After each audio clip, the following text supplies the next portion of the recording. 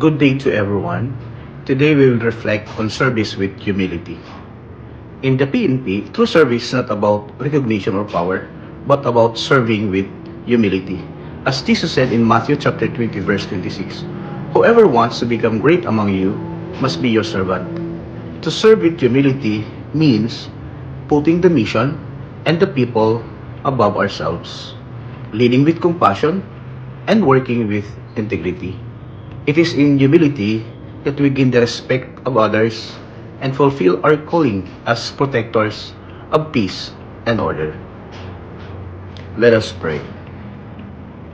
Lord God, thank you for reminding us today that true greatness is found in humble service.